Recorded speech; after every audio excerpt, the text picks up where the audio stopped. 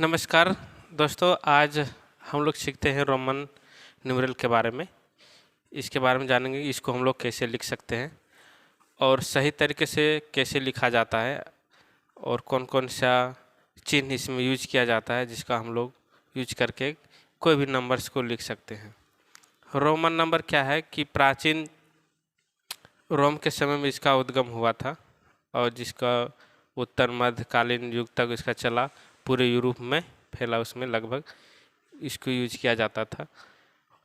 और इसमें यूज करने के लिए 7 चिन्ह का उपयोग किया जाता है। वही 7 चिन्हों का यूज करके इसमें हम लोग नंबर को लिखते हैं।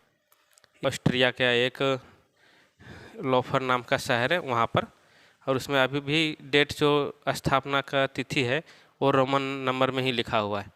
तो इसी नंबर के बारे में हम लोग आज सीखेंगे कि इसको कैसे सही तरीके से लिखें और कैसे इसका यूज किया जाता है वो देखते हैं। तो इसमें कभी कभी कॉम्पिटिटिव में इसका पूछा जाता है कि कितने चिन्हों को मिला करके इन नंबर को लिखा जाता है। तो इसमें 7 चिन्हों का उपयोग किया जाता है इसको लिखने के लिए। हम लोग रोमन नंबर लिखने के लिए 7 चिन्हों का हम लोग उपयोग करते हैं। 7 चिन्हों का उपयोग होता है। 7 चिन्ह क्या है सब? एक ये होता है 1 जिसको हम लोग लिखते हैं। उसके बाद एक होता है जिसको हम लोग 5 जिसको मान लेते हैं। उसके बाद एक होता है जिसको हम लोग 10 मानते हैं। उसके बाद एक होता है L 50 का, C होता है, D होता है और M होता है। यही 7 चिन्हों का हम लोग उपयोग करके जितने भी रोमन्स की नंबर है वो सारे नंबर्स को हम लोग लिखते हैं। इसका सही तरीका क्या है लिखने का, कैसे यूज करेंगे और कैसे रिपीट करेंगे।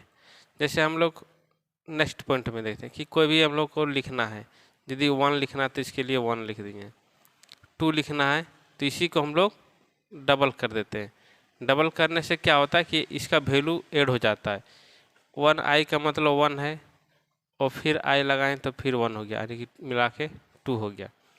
तो 3 हो गया तो इसको 3 बार लिखेंगे, इसका भी वैल्यू 3 हो गया। अब 4 लिखना है तो हम इसको 4 बार ऐसे नहीं लिख सकते हैं, ठीक है। ये 4 बार रिपीट नहीं होता है, ये मैक्सिमम 3 बार रिपीट होता है। तो इसी को हम लोग देखेंगे कि कौन कौन सा है किसको हम लोग रिपीट कर सकते हैं। तो हम लोग इसको 3 बार रिपीट करेंगे। 3 बार रिपीट करने के बाद इसको रिपीटिंग बंद हो जाता है।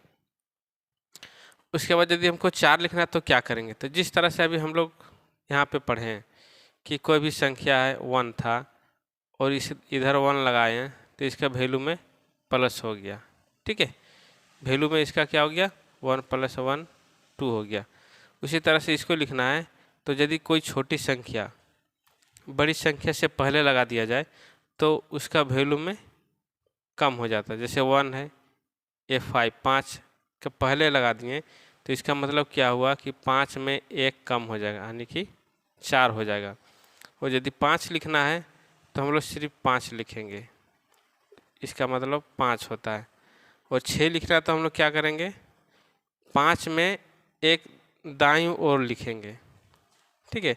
दाईं ओर लिखने से क्या होता है, इसका वैल्यू बढ़ जाता है। दाईं ओर 5 और 1, ये 6 हो गया।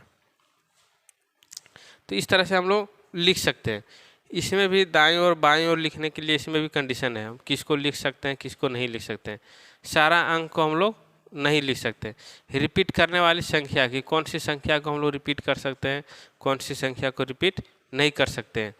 जैसे मान लो कि इसको हम लोग रिपीट कर दिए, दोहराने वाली संख्या जिसको हम लोग गुणांक में लिख सकते हैं। गुणांक में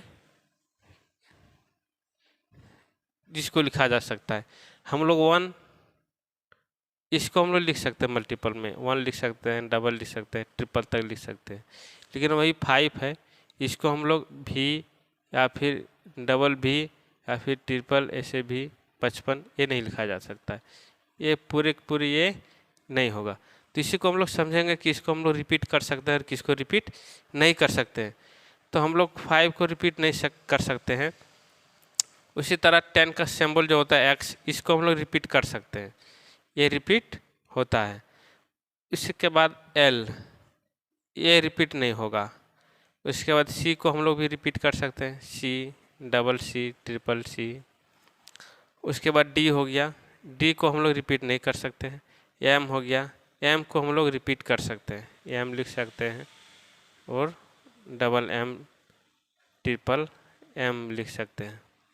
रिपीट करने से क्या होता है, इसका वैल्यू में ऐड होते जाता है। जिससे एक m लिखें तो 1000 हुआ, तो 2 लिखें तो 2000 हो गया, 3 बार लिखें तो 3000, 4 बार नहीं लिख सकते हैं।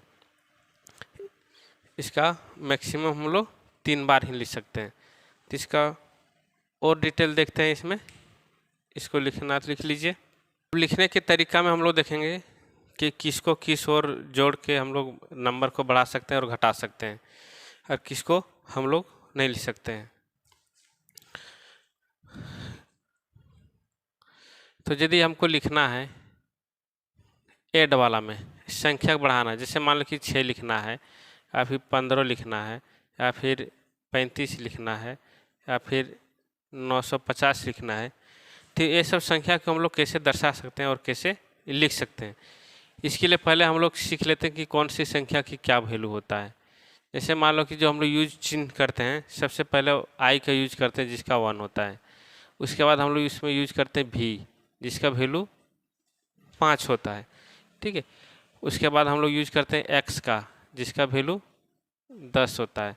उसके बाद हम लोग यूज करते हैं एल का, जिसका वैल्यू 50 होता है।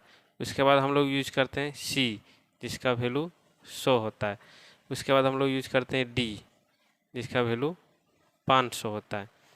और उसके बाद हम लोग यूज करते हैं एम का, जिसका वैल्यू 1000 होता है। तो ये सब सारे चिन्हों को, ये 7 चिन्हों को हम लोग यूज करके जितने भी संख्या है उसको हम लोग लिख सकते हैं। जैसे मान लो कि 6 लिखना है, तो 6 लिखने के लिए क्या करेंगे, पहले हम लोग भी लेंगे 5, और इसमें दाईं ओर 1 लगाएंगे तो ये 6 हो जाएगा। तो इसका नियम है कि हम लोग बड़ी संख्या के दाईं ओर लगा सकते हैं। कौन सा? छोटी संख्या, उससे बड़ी संख्या नहीं लगा सकते हैं। जैसे मान लो कि हम लोग को 19 लिखना है, तो 19 लिखना है तो हम लोग ऐसा नहीं लिख सकते हैं, एक्स 20 हुआ तो इसको पहले आई लगा दिया तो ये घट गया तो वो 19 हो गया, ऐसा नहीं होगा, ऐसा हम लोग नहीं लिख सकते हैं, ठीक है। क्योंकि ये बड़ी संख्या की बाईं ओर से हम लोग इस तरह से घटा नहीं सकते हैं। यदि 19 को परफेक्ट लिखना है तो हम लोग पहले 10 लिखेंगे, 10 लिखने के बाद फिर 9 ऐड करेंगे। 9 ऐड करने के लिए आई एक्स होता है 9 का, तो ये मेरा करेक्ट हुआ, 19 हुआ। उसी तरह से बड़ी संख्या उधर, जैसे मान लो कि मेरा हुआ एल 50 का 50, और उसमें से इसका एल और सी इस तरह से हम लोग नहीं लिख सकते हैं। एल मतलब 50 हुआ और फिर सी मतलब 100, इसका मतलब 150, ऐसा नहीं लिख सकते हैं, ये रॉन्ग हो जाएगा, ये तरीका नहीं होगा। यानी कि हम दाईं ओर बड़ी संख्या को नहीं लिख सकते हैं, उसका बाईं ओर हम लोग लिख सकते हैं।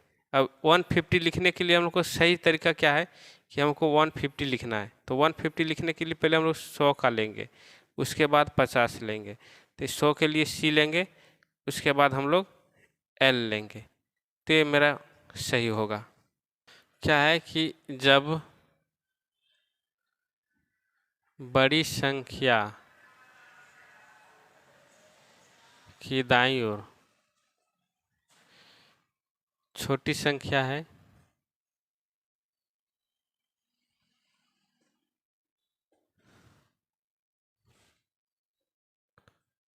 जुड़ जाती है।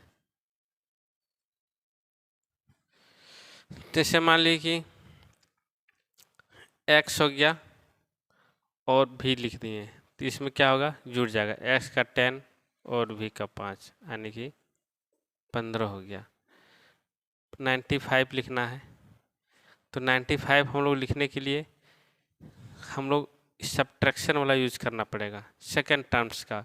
ऐसा नहीं कि हम लोग सी ऐसे लिख दिए 100 का और इधर भी इधर ऐसे कर दिए, तो ये तरीका गलत हो जाएगा, ये नहीं होगा। ठीक है, अब दूसरा कंडीशन होता है जोड़ने के घटाने के लिए। सेम कंडीशन वही रहेगा जब बड़ी संख्या की बाईं ओर, ठीक है, ये दाईं साइड था इधर और अब आया बाईं ओर, बाईं ओर रहेगा वैल्यू तो घट जाता है। ठीक है, बाईं ओर वैल्यू रहेगा तो क्या होगा, घट जाएगा। तो इसको हम लोग देखते हैं कैसे घट जाता है। जैसे मान लो कि 10 है, इसकी बाईं ओर 1 लगाने के बाद क्या होगा, ये 9 हो जाएगा।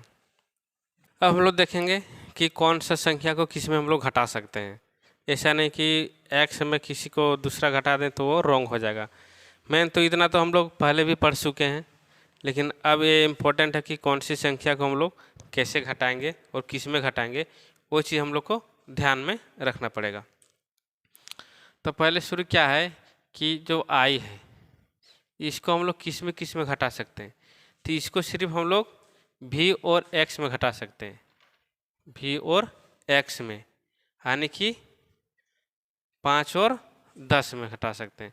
उसके बाद सेकंड संख्या आ गया मेरा x घटाने का, x इसको किस में घटा सकते हैं, तो 50 में घटा सकते हैं और 100 में घटा सकते हैं। ठीक है, उसके बाद मेरा आ गया 100 किस में घटा सकते हैं, तो 100 को हम लोग किस में घटा सकते हैं, 500 और 1000 में। अब बच गई संख्या मेरा 3 संख्या, एक हो गया 5, एक हो गया 50 और एक हो गया 500। ठीक है, तो ये सब संख्या को हम लोग घटाने में यूज नहीं करते, ना ही रिपीट करने में। हम लोग इसको भी ऐसे भी नहीं लिख सकते हैं और ना ही कोई भी संख्या में इसको हम लोग घटा सकते हैं। तो ये सारे संख्या को हम लोग यूज नहीं कर सकते और नहीं करते हैं। सिर्फ हम लोग यही 3 संख्या है जिसको हम लोग घटाने में यूज करते हैं। जैसे मान लो कि 900 लिखना है तो m बराबर होता है 1000, तो इसके पहले हम लोग यदि c लगा देते हैं तो ये मेरा 900 हो गया। ठीक है, हम लोग सब्ट्रैक्ट कर सकते, घटा सकते हैं। इसमें क्या है कि VLD यानी कि 5, 50 और 500 को कोई बड़ी संख्या की बाईं ओर हम लोग नहीं लिख सकते हैं। जैसे मान लो कि हम लोग को अभी यहाँ पर है ये वाला कोई भी बड़ा संख्या हो गया, जैसे मान लो हम लोग ले लिए यहाँ पे x ले लिए, तो x के पहले हम लोग भी नहीं लगा सकते हैं। ठीक है, ये क्या हो जाएगा, गलत हो जाएगा। उसी तरह से हम लोग कुछ भी लेते हैं m 1000 है तो इसके पहले हम लोग d नहीं लगा सकते, ये भी गलत हो जाएगा। जैसे l हो गया, ठीक है, ये l को भी हम लोग c वगैरह के आगे में इसे इस तरह से नहीं लगा सकते हैं। ये तरीका हो गया, इसको हम लोग ध्यान से देखेंगे। और लास्ट है संख्या लिखने के लिए हम लोग तो पता हो गया कि 100, 50 इसी से हम लोग रिपीट करके लिख सकते हैं। लेकिन एक और होती कोई कोई संख्या में उसमें बार लगा होता है। बार कहने का मतलब क्या हो गया कि कोई भी संख्या मान लो कि भी हो गया, इसके ऊपर में ऐसा लाइन रेकरिंग दिया हुआ, लाइन दिया हुआ है, तो इसका वैल्यू में जब लाइन लग जाने के बाद इसका वैल्यू में 1000 गुना का मल्टीपल हो जाता है। यानी कि पहले से 5 था तो उसमें 1000 मल्टीपल हो जाएगा, यानी कि टोटल ये हो गया 5000। यानी कि पहले से मान लो कि ये c है, c मतलब 100, उसमें यदि हम लोग ये बार लगा देते हैं तो इसका वैल्यू में सीधा 1000 का मल्टीपल हो जाएगा। ठीक है,